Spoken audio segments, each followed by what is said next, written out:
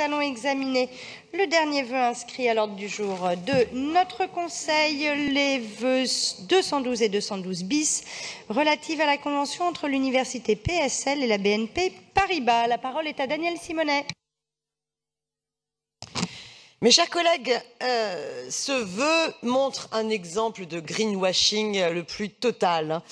Oui, nous sommes sur une licence sur les thèmes de développement durable qui risquerait de bénéficier d'un accord de financement par la BNP Paribas.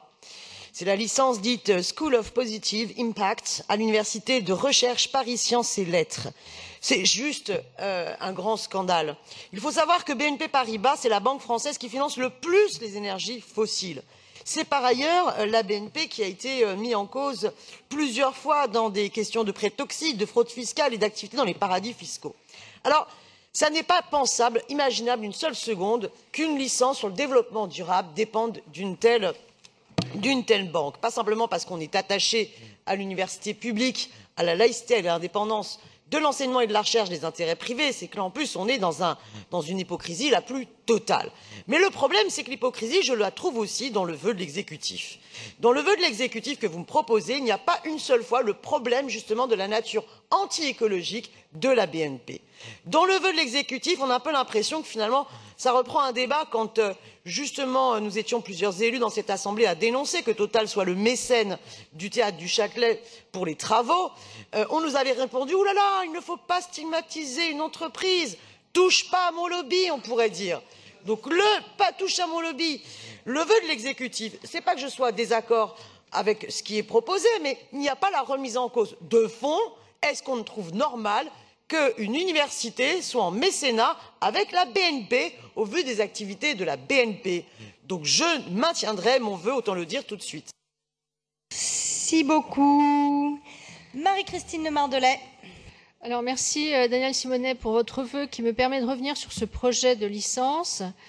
Je voudrais d'abord souligner l'importance de voir de telles formations se déployer dans l'enseignement supérieur et notamment en premier cycle. C'est une formation qui est proposée, une généraliste de haut niveau sur les sciences du développement durable, et des formations équivalentes en niveau master existent déjà au sein de PSL, mais aucune en premier cycle, donc cette licence devrait combler un manque. Alors évidemment, il y a le problème que je n'évite pas, hein, bien sûr, dans le vœu de l'exécutif, parce que j'ai moi-même échangé avec des enseignants de PSL. Effectivement, il y a beaucoup de points de cette convention qui me semblent problématiques, notamment il touche à la pérennité de cette licence, la notion de comité de suivi, même s'il est explicitement précisé que celui-ci ne jouera pas de rôle scientifique ou pédagogique, cette notion interroge et inquiète, et aussi la présence d'une clause de confidentialité.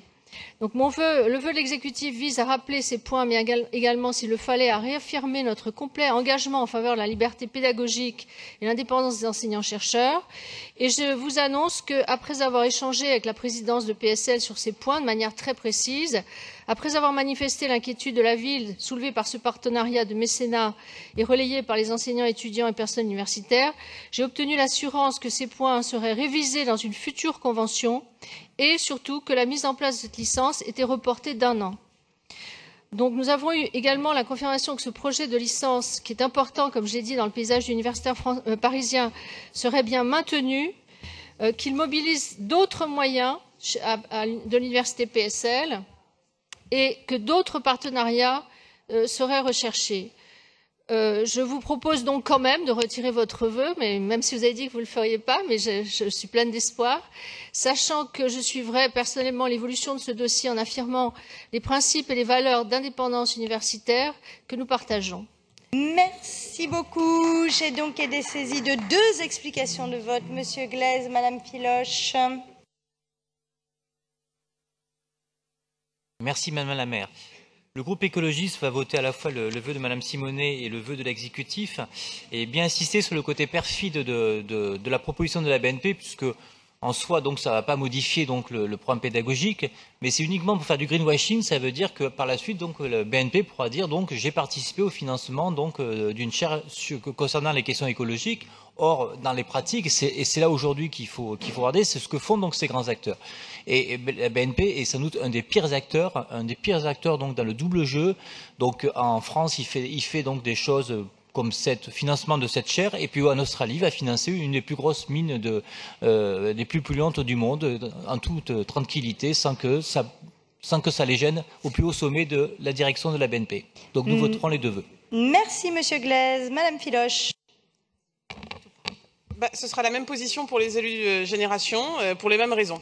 Merci pour la concision. Alors, je mets aux voix le vœu 212 avec un avis défavorable de l'exécutif. Qui est pour?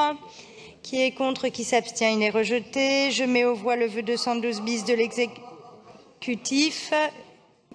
Qui est pour? Qui est contre? Qui s'abstient? Il est adopté. Mes chers collègues, je vous informe que les désignations des représentants sont affichées derrière la tribune. Je vous propose de vous... Alors, je ne crois pas, cher Daniel Simonet, mais je vous propose que nous terminions le vote sur les désignations. Nevertheless, qui est pour, qui est contre, qui s'abstient? Les désignations proposées sont adoptées. Mes chers collègues, je vous propose maintenant de vous prononcer à main levée par un vote global sur les projets de délibération n'ayant pas fait l'objet d'une inscription. Qui est pour, qui est contre, qui s'abstient? Ces projets de délibération sont adoptés. La liste sera annexée au procès-verbal de la séance. Notre prochain Conseil de Paris aura lieu les 11, 12, 13 et 14 juin. Merci à l'ensemble des fonctionnaires et des collaborateurs présents. Très honnêtement, je ne le crois pas. Voilà. Merci néanmoins, et prenez donc ce temps, mes chers collègues, tous ensemble, pour remercier l'ensemble des fonctionnaires et des collaborateurs présents qui nous ont accompagnés au cours de ce Conseil. À bientôt.